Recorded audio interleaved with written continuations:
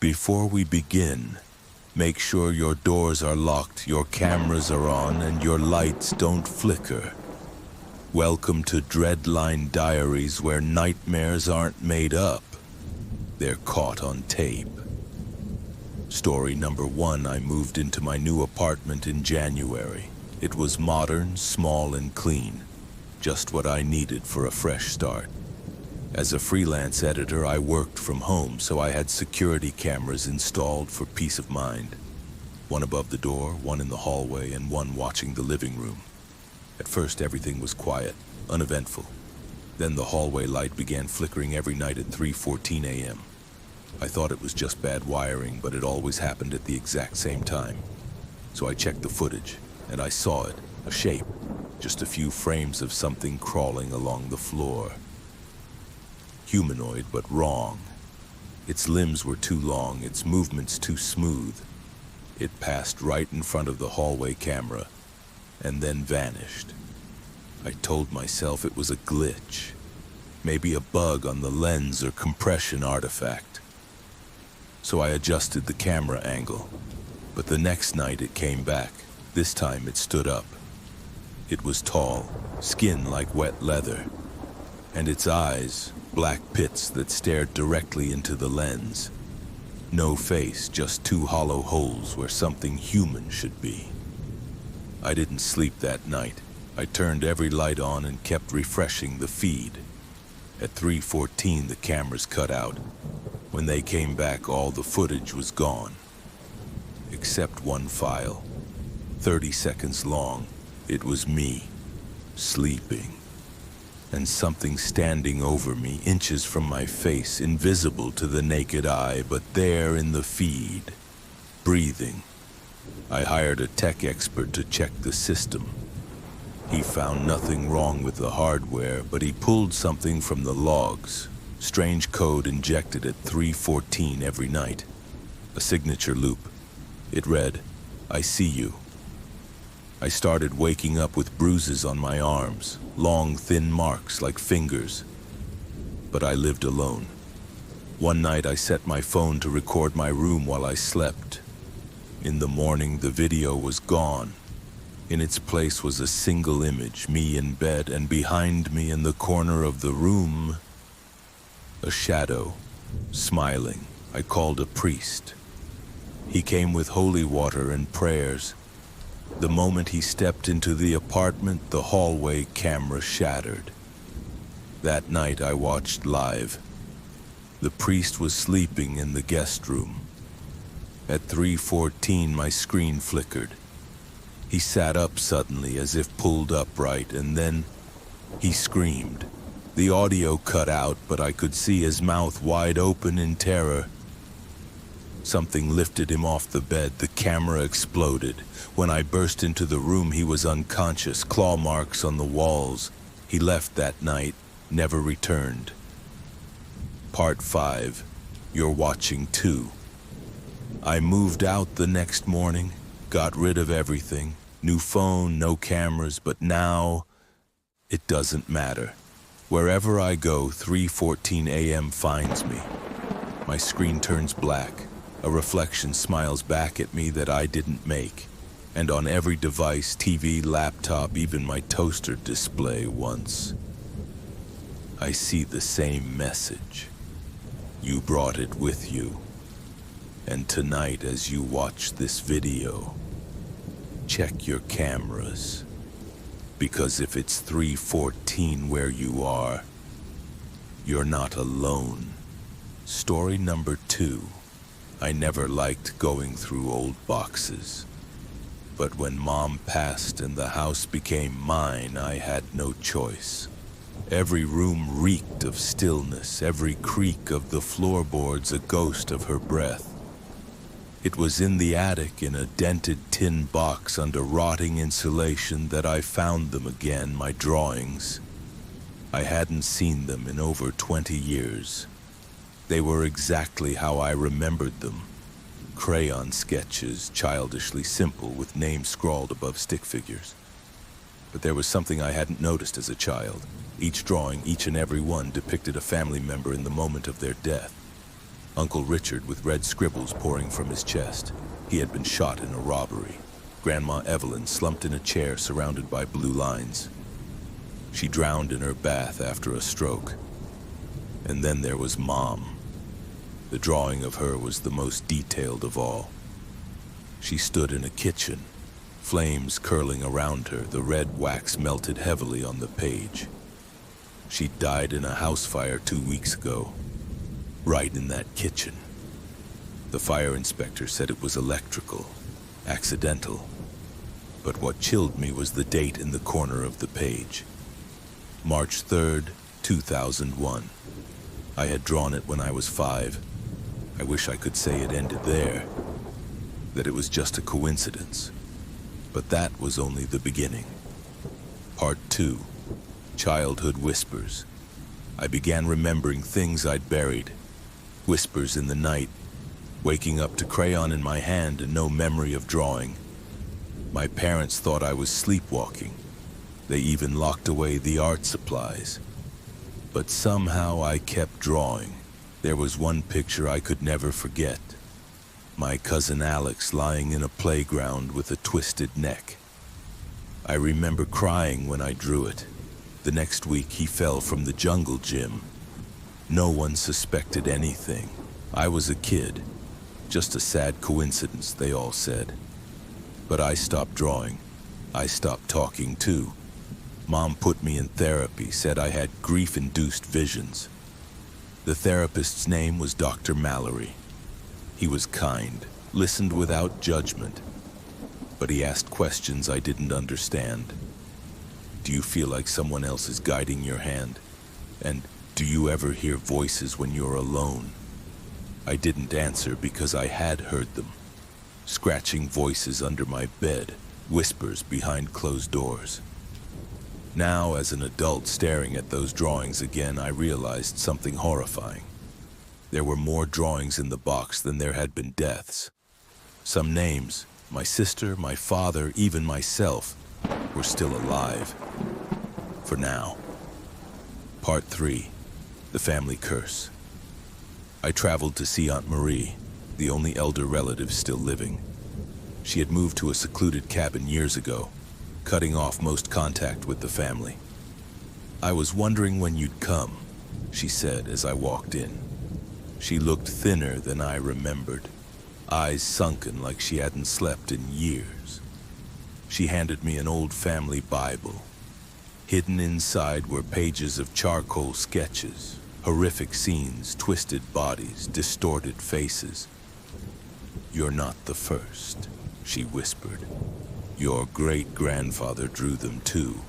So did I. We all start young, and the drawings always come true." She showed me a drawing of her own death, a rope and a dark room. I tried burning mine. Didn't work. I stopped drawing, but the visions still come. The deaths still happen. "What is it?" I asked. "It runs in the blood," she said. "Some say it's a curse. Others think we're just sensitive to the veil, but it feeds on trauma, and the more you notice it, the stronger it gets." That night I had the first dream. I was in my old childhood bedroom, but the walls pulsed like flesh. Something was whispering from the corner, too dark to see. And when I woke up, a new drawing was beside my bed. It was my father. His face contorted in agony, eyes hollowed out and blood dripping from his ears. He died that evening, a massive brain aneurysm, sudden, instant. The drawing was dated 3 days before. Part 4, no way to stop it. I tried burning the drawings, all of them. They didn't burn. The paper curled, blackened at the edges, but the images remained intact. I tried tearing them, soaking them, nothing worked, and new ones kept appearing. I set up cameras in my home, slept with lights on, kept a notebook beside me, but I never caught anything. Yet every few days a new drawing appeared under my pillow. Next was my sister. She called me in tears a week after our father died. She said she kept seeing shadows in her house, hearing children laugh in the vents. I begged her to leave, but she wouldn't. Her drawing showed her slumped in the bathtub, wrists open. I drove straight to her place. She was still alive when I arrived, barely. She survived, but the drawing changed. The same image, only now she was in a hospital bed. 3 days later, she had a stroke. She never woke up. The drawings didn't just predict, they corrected. They ensured the death would come. I was next, I knew it. I kept seeing things. My reflection moved when I didn't. Every room felt like it was watching me. And one morning, story number 3. I moved into apartment 7C in late October. It was an older building downtown, tucked between 2 abandoned properties. Cheap rent, no questions asked. The kind of place where neighbors don't make eye contact and footsteps echo from empty halls. There was only one mirror when I moved in, a tall, narrow one fixed to the wall across from the bedroom. I couldn't remove it. It was bolted directly into the foundation. Old, warped glass with silver flecks along the edges. It made you look taller, thinner, wrong. The first night I swore I saw myself blink a moment too late. I brushed it off. Maybe it was just the glass, or maybe I was just tired, but that was the last peaceful night I had. By the 3rd night, the mirror started to hum. A low, barely audible vibration like static or distant humming. I thought it was electrical interference, but when I unplugged everything in the apartment, the sound got louder.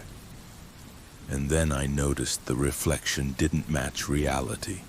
The light in the reflection flickered when the real one didn't.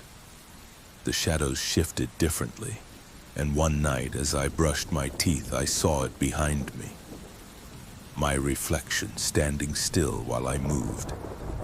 It watched me, then smiled. I spun around. Nothing. In the mirror, my reflection still smiled, then slowly returned to mimicry. I confronted the landlord. He was hesitant, twitchy.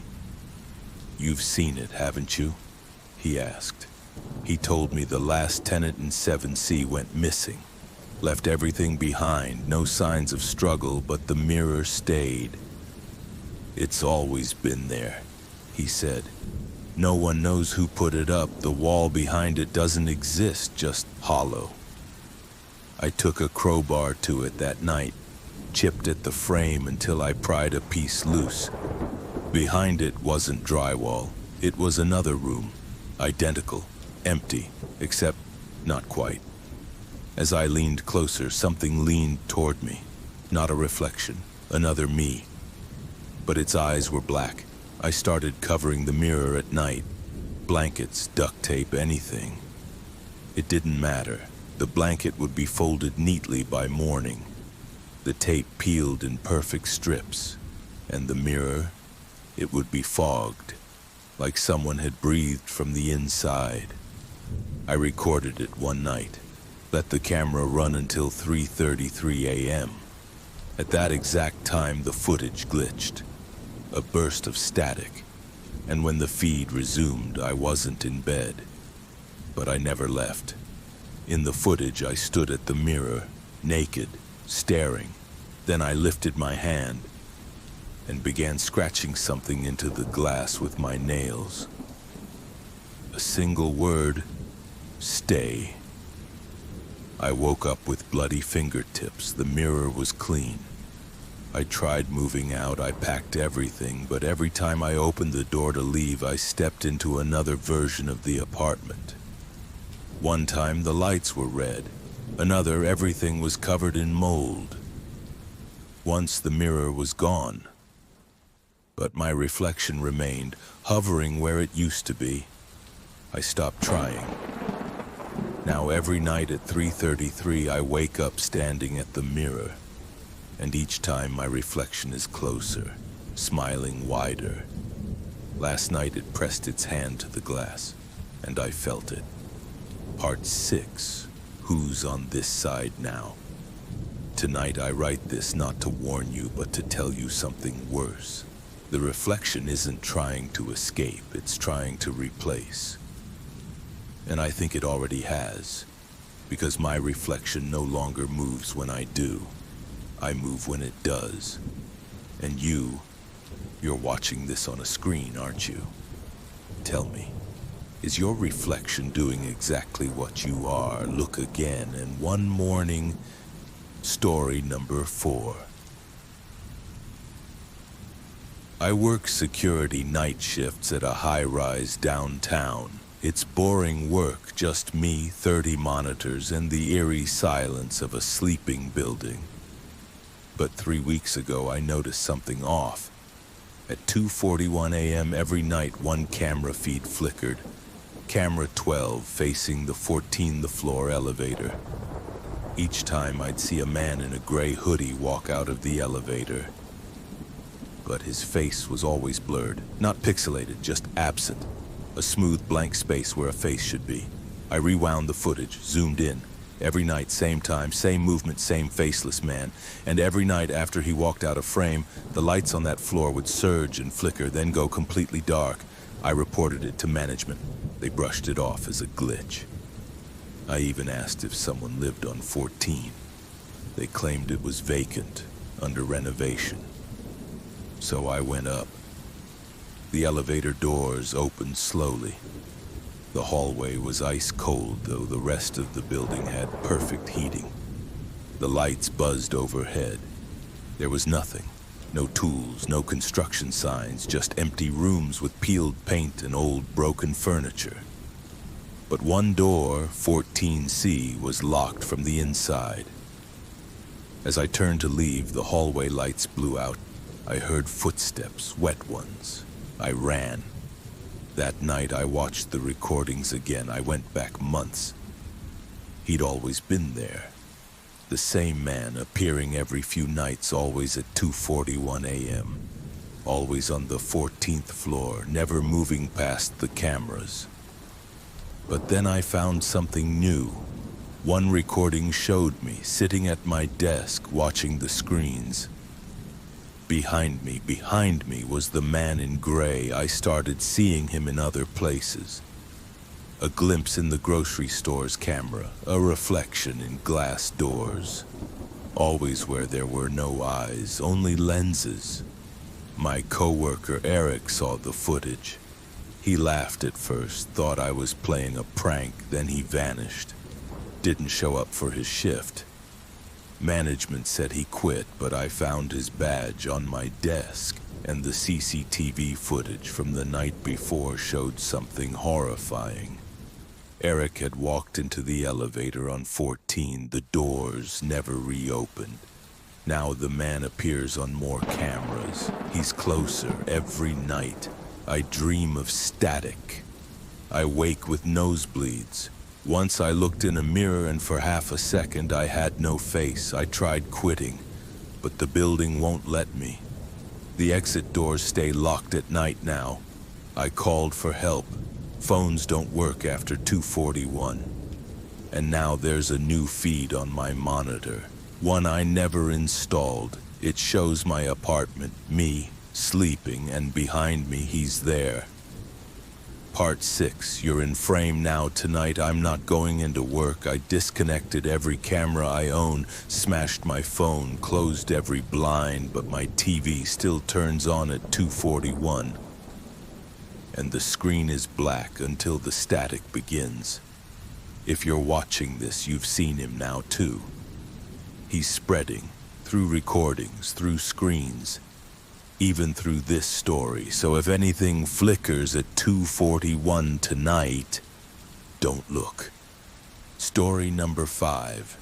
It was supposed to be a simple weekend trip. Me, my 3 best friends, and 4 days off the grid. No phones, no distractions, just nature. Black Hollow was the choice. Secluded, beautiful, and far from civilization.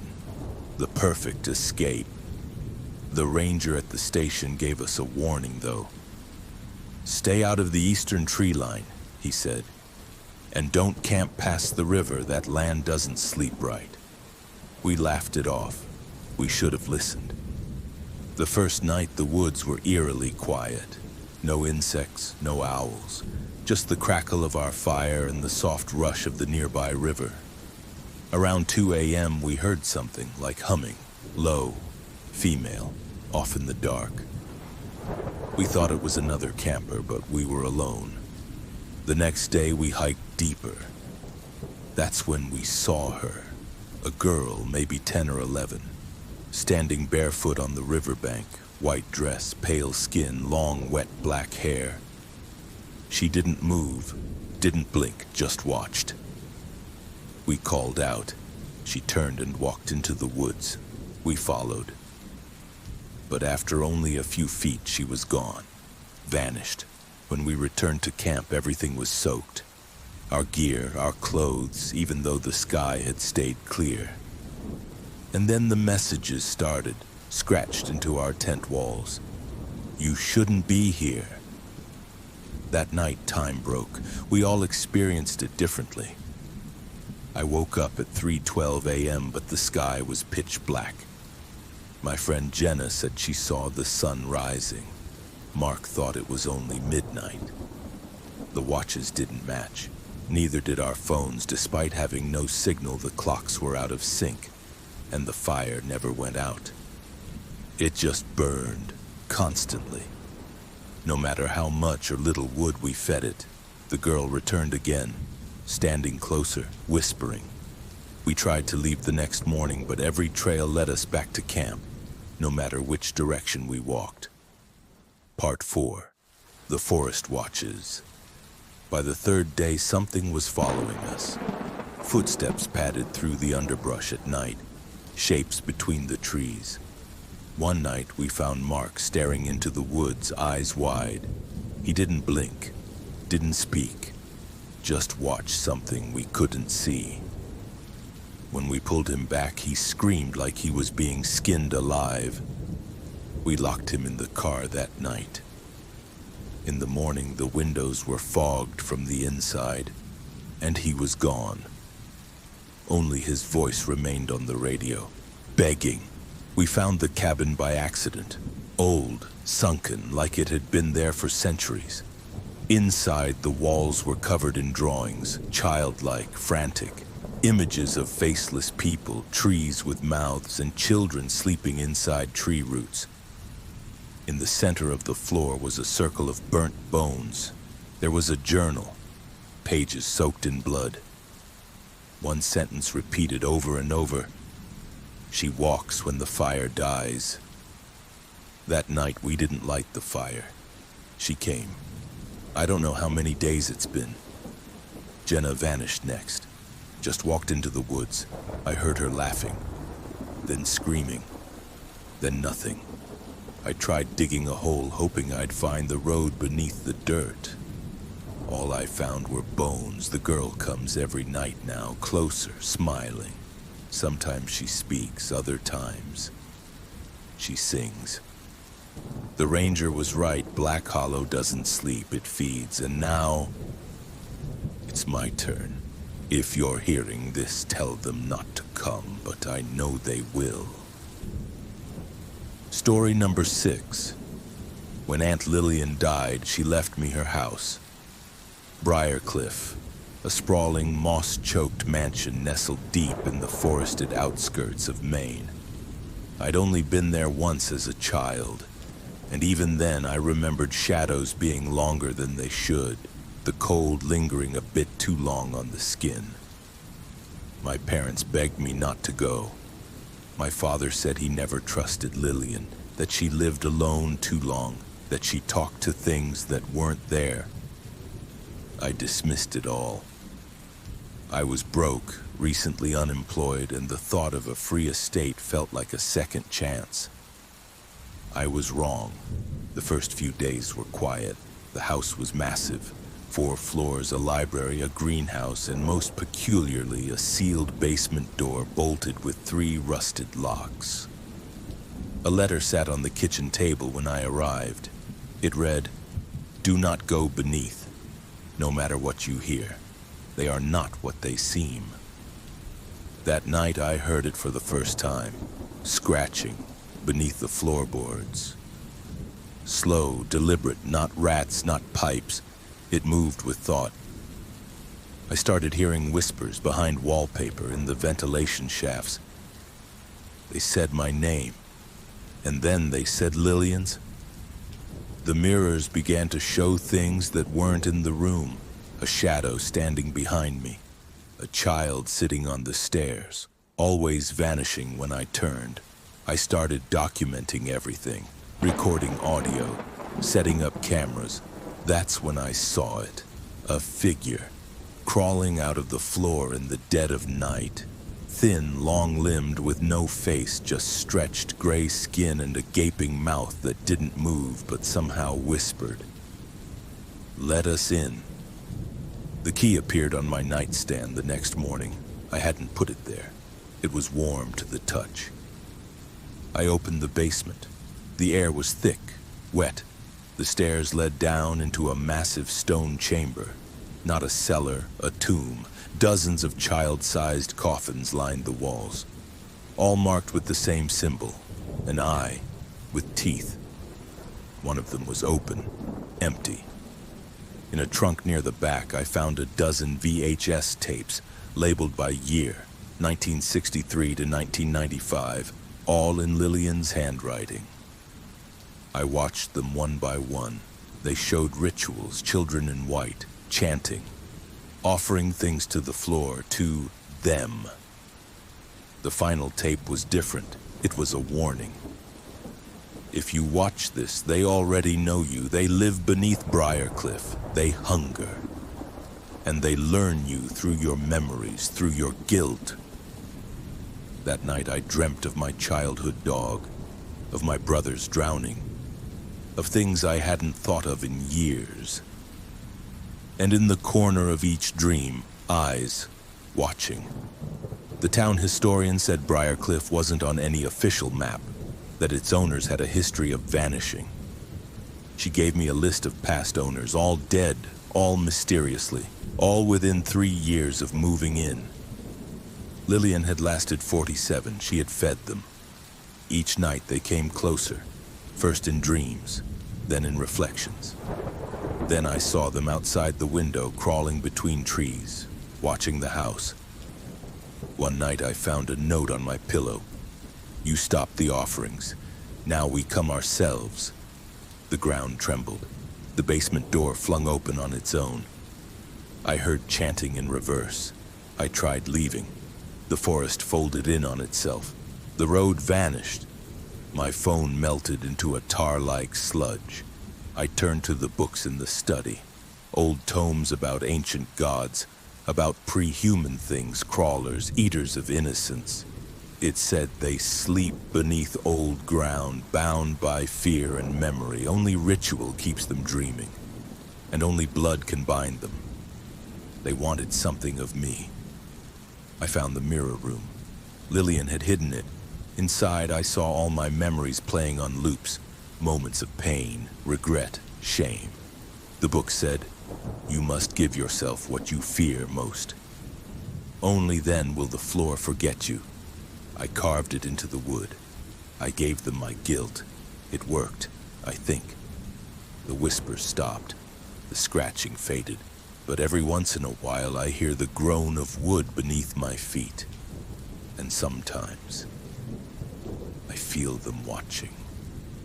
And I know they're not gone, just waiting for someone else to stop listening. And now, you've heard it too.